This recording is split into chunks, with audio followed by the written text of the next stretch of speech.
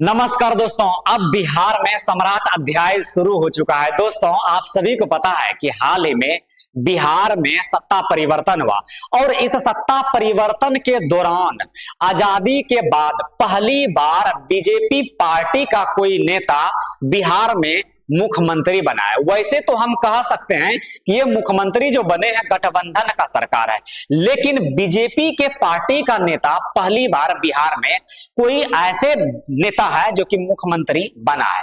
और इस नेता का नाम आप सभी को पता है कि सम्राट चौधरी, जो कि योगी मॉडल के नाम से जाना जाता है। जब से यह सत्ता में आया है, यानी कि जब से बिहार का मुख्यमंत्री ये बना है, तब से कहीं ना कहीं ये बिहार में कुछ ना कुछ चीजों में लगातार बदलाव करते आ रहा है। जैसे आप सभी को पता है कि इनका कहना था कि जो हमारे विद्यालय महाविद्यालय है वहां पर हम पुलिसकर्मी को सुरक्षा के लिए लगाएंगे कि जब तक हमारे बेटियां, यानी कि बिहार में जो पढ़ रही लड़कियां हैं, जो स्कूल में पढ़ती हैं लड़कियां, वो जब तक सुरक्षित घर नहीं पहुंच जाए तब तक हम जो कॉलेज है, जो विद्यालय है, वहां पर हम पुलिसकर्मी को लगाएंगे। ऐसे कई निर्णय लिया है, लेकिन अब जो निर्णय लिया गया है ये शिक्षा के माध्यम से लिया गया है, जो कि जरूरी भी है। अब जरूरी क्यों है, आप सभी को पता भी है कि बिहार का शिक्षा व्यवस्था कितना निम्न स्तर का है। पूरा भारत में बिहार का शिक्षा सबसे निचले स्तर पर गिना जाता है और उसी शिक्षा व्यवस्था को ध्यान में रखते हुए बिहार सरकार ने एक फैसला लिया है। तो फैसला क्या लिया है आज के इस सेशन में हम समझेंगे। देखिए, सबसे पहला बात आप ये समझिए कि बिहार का शिक्षा स्तर नीचे है, तभी बिहार सरकार ने ऐसा फैसला लिया है। और बिहार सरकार भी ये बात जानता है कि बिहार के जितने भी सरकारी स्कूल है उसमें पढ़ाई नहीं होती है। हाल ही में बीपीएससी द्वारा लगातार बहाली दिया। ऐसे स्कूल जहां पर टीचरों की कमी थी, अब वहां पर टीचर को परिपूर्ण किया गया है।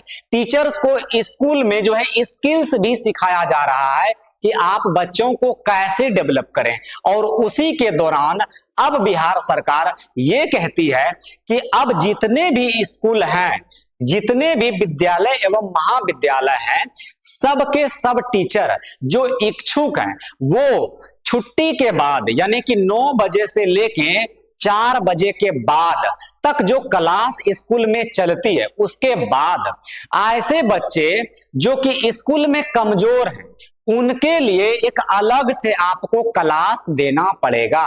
यानी कि आप समझ रहे हैं कि स्कूल में सही से पढ़ाई नहीं हो पा रहा है। कौन सा स्कूल की बात कर रहे हैं हम? सरकारी स्कूल की बात कर रहे हैं कि स्कूल में सही से पढ़ाई नहीं हो पा रहा है।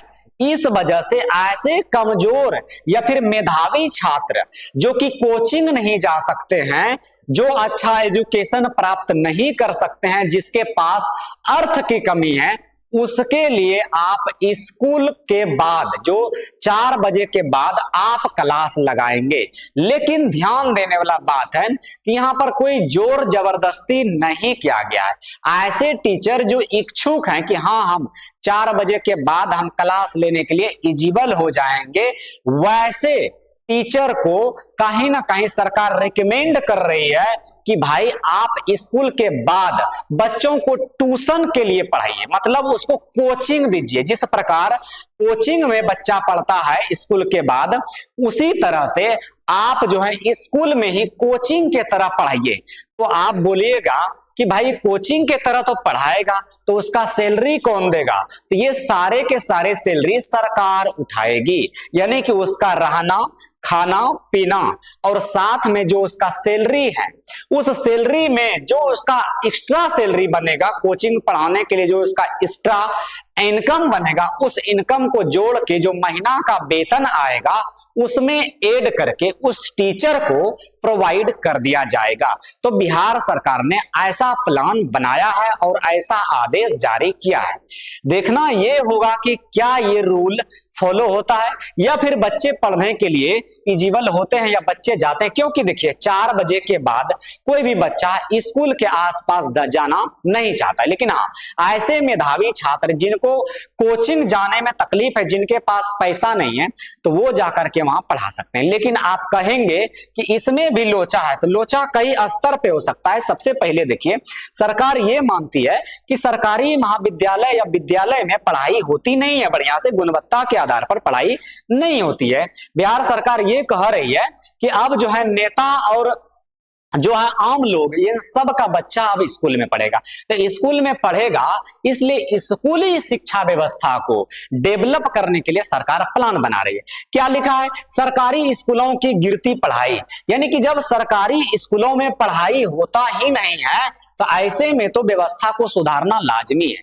यानी कि सीधा तौर पर देखिए कि सरकारी स्कूल में सही में पढ़ाई नहीं होती। आप कहेंगे कि अभी तो टीचर आया बीपीएससी का, मैं दावे के साथ कह सकता हूं कि हमारे आस पास में जो स्कूल है, यहां पर बच्चे जो हैं करीबन 300 से 400 बच्चे हैं, और टीचर जो हैं यहां पर एक सब्जेक्ट पर 2 टीचर या फिर 1 टीचर आपको देखने के लिए मिलेगा। यानी कि 17 टीचर हैं। सब्जेक्ट कितना होता है 10th में? तो आप कहेंगे 10th में लगभग 10 से 11 या 12 गो सब्जेक्ट होता है।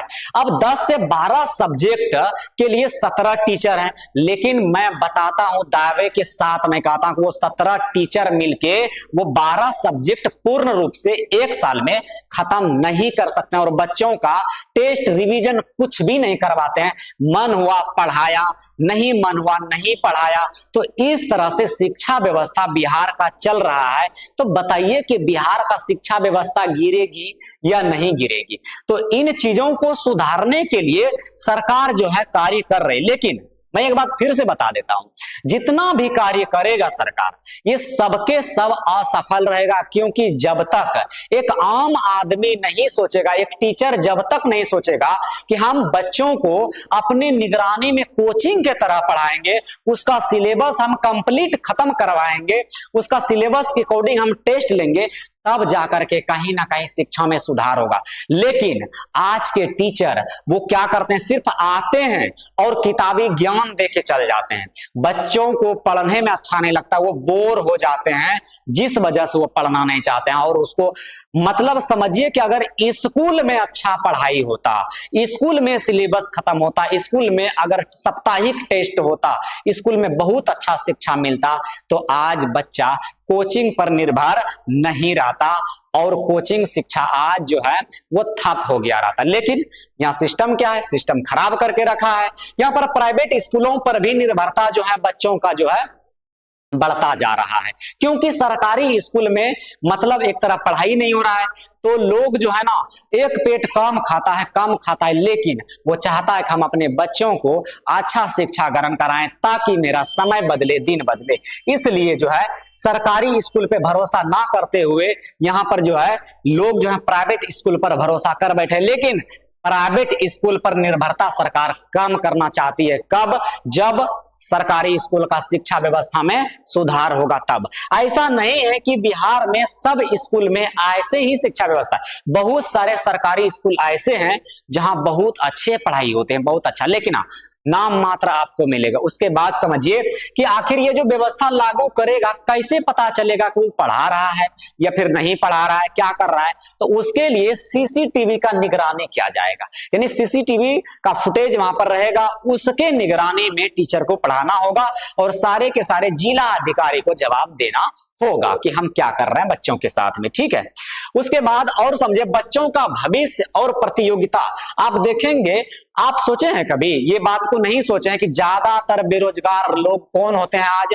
तो ज्यादातर बेरोजगार लोग आज सरकारी स्कूल के बच्चे होते हैं। आगे चल के उसको गुणवत्ता के आधार पर पढ़ाई उसका नहीं होता है, गुणवत्ता के अकॉर्डिंग वो पढ़ नहीं पाता है, उसके पास उतना इनकम नहीं है कि वो प्राइवेट स्कूल में पढ़ सके। सरकारी स्कूल के बच्चे जितने भी हो लगभग वो बेरोजगार होते हैं, और सरकारी जो जितने भी संस्थान है, या टीचर बनना हो या कुछ भी करना हो, मतलब नौकरी लेना हो, उसमें उसका रेशियो बहुत कम है।